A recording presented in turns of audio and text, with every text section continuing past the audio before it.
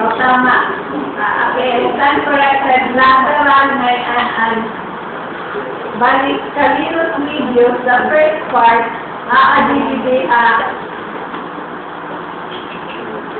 medial portion.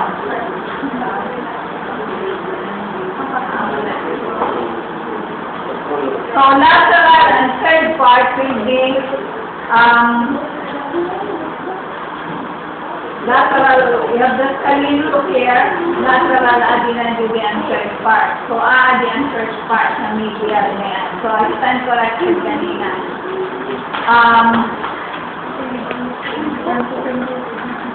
This will enter the anterior angle of the posterior triangle of the neck.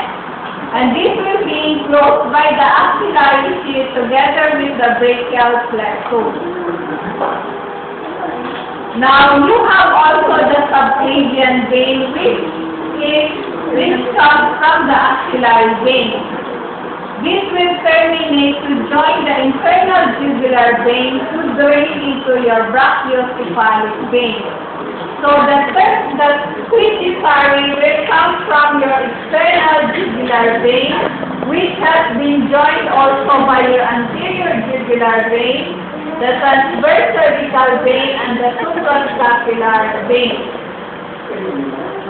Now, the biggest lymphatic duct in the body is your thoracic duct. This is a common vessel for the connection of lymph from below the diaphragm and the left side of the body above the diaphragm. The thoracic duct is the main collecting duct for the lymph.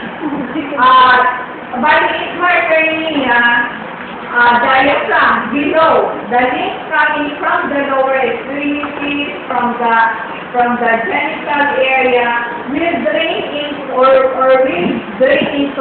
pass through the thoracic duct, and also above the diaphragm and left side, the lymph coming from the left side of the body will pass also to the thoracic. How will be the course of the thoracic duct? It will begin in the abdomen, in the so-called cisterna trilet. So that is the beginning.